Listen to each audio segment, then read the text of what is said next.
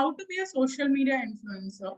Now we have, and this is a very, very slow process, right? Usually what happens is we put up something and then we get 5 likes or 10 likes, and it usually is a little disappointing. But what happens is every person, right? Whether it is, your Shashi Tharoor who today has millions, or whether it's Kangana Ranaut who has 3 million, everyone has started with zero. And when you start with zero, right, your first 10,000 followers takes the maximum time. You can easily take up to 6, 8 months, 1 year to even reach 10,000 followers, right? So the starting is very difficult. Later on, it compounds because you have 10,000 people and they share a comment on you. And then your post then gets seen by their 200 people, right? Then the increase is very fast. But one of the biggest things we have to do is this: we have to be consistent. There has to be every single day, right? There has to be a post that goes up. People expect a post from you if you're an influencer or if you want to be an influencer. And the point is, every day when the person logs in to whichever platform, one post of yours should be there, right? So the consistency is most important. Usually influencers put up to 3 posts. Now one of the things here is this: choose a category that you want to. You can't directly be a power influencer, right? Because power influencers are people who have multiple specialists and then they want to be a power influencer. So start by choosing a category. Be a niche influencer first. So for example, Rakshit loves travel, right? If you start putting up 3 posts a day on different travel places, experiment with videos, experiment with content. Like Paridhi had that post about 3 fun facts you didn't know about Holi. You can do that about a place. You can cover these things which people don't know and put up consistent posts about that with different places.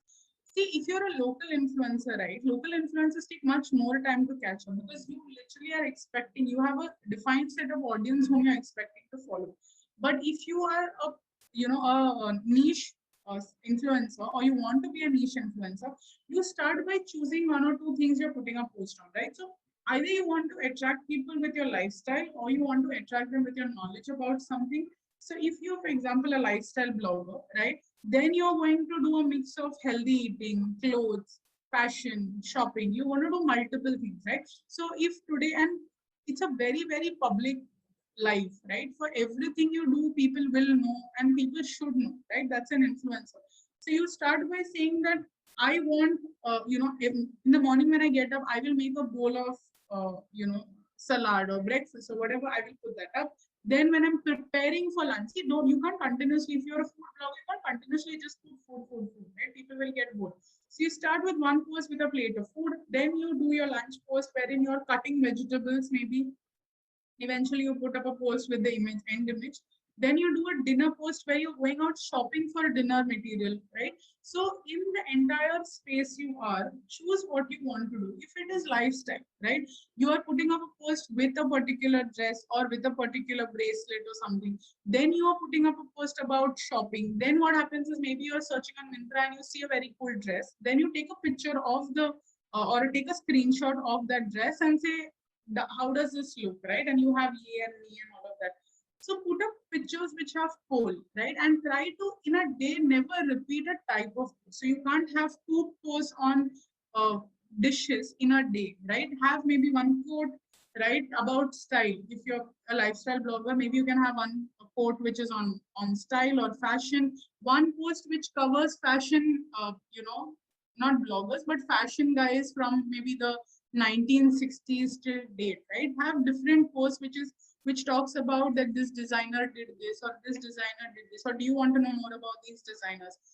So break and diversify content in the category and go deep into everything, right? So if someone looks at something, say, even if you're eating a McDonald's burger and you're a food blogger, right? Don't put up a post saying McDonald's, because that everyone does. Your point is to say, do you know what's in a McDonald's burger? Or do you know that this McDonald's burger was first started in this place, right? Take a picture of the burger, but put up a post which is not a normal post saying eating the burger, right? Because that's not information. No one cares that you're eating a burger. So break it up into more details. If wearing a earring, right? If you're taking a picture with a earring in it, then say that these earrings usually go best with this kind of dress.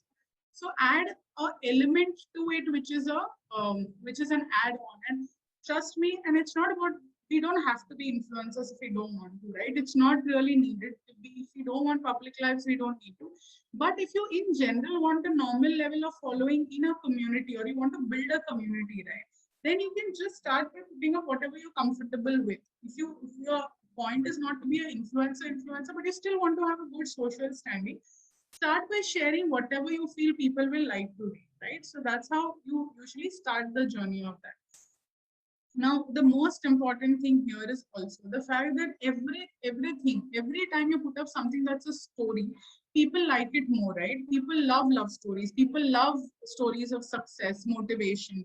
People love rags to riches kind of stories. So everything you say has to build a story. So you have an image which has to say a story, right? That the fact that you are somewhere, and the fact that you reach somewhere, and the fact that you're aspiring for something is a story itself. So everything you put up needs to match into the story. So imagine a lot of people put up their weight loss story, right?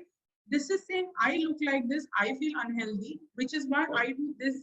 So every day they'll put up saying this is what food I eat, this is the exercise I do. They'll put up a photo saying I did a 10-kilometer run.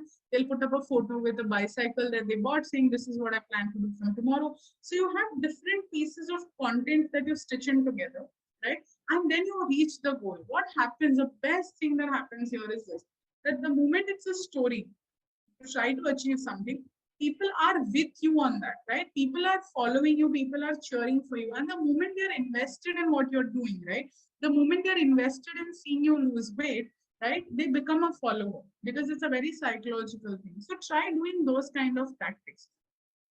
The other thing is to choose hashtags, right? Now, hashtags very, very important. Trust me, the amount of reach impact that a hashtag has, and we've discussed this before also, is crazy. You will put up a hashtag like weekend reads, right? And that may have, weekend read will have a different audience base than weekend reads. So, whether you put an S or not is also something that is important. So always go and use hashtag tools to understand which one has a fan following. One thing you should not do, and I'm not kidding you, one thing you should never do is, if there is a topic that is trending, do not force fit your content there, right? If there is something which is about, say, elections, right? West Bengal elections, and it is trending. There are a lot of influencers. What they do is they put up their normal post with hashtag West Bengal elections, right? Just so that people can see their post. Never do that. It's a very, very creepy way of, trying to reach people. So always be authentic with your hashtags. And then the last thing, which I have seen with all influencers, right? And the good influencers is they reply to each and every comment that is put up. Each and every comment that, people write saying great, wow, whatever, they reply to it. Even if it's negative, they reply to it and close the comment, right? So respect people enough to reply, unless they're obviously trolling you or something, spam them, but otherwise respect them enough to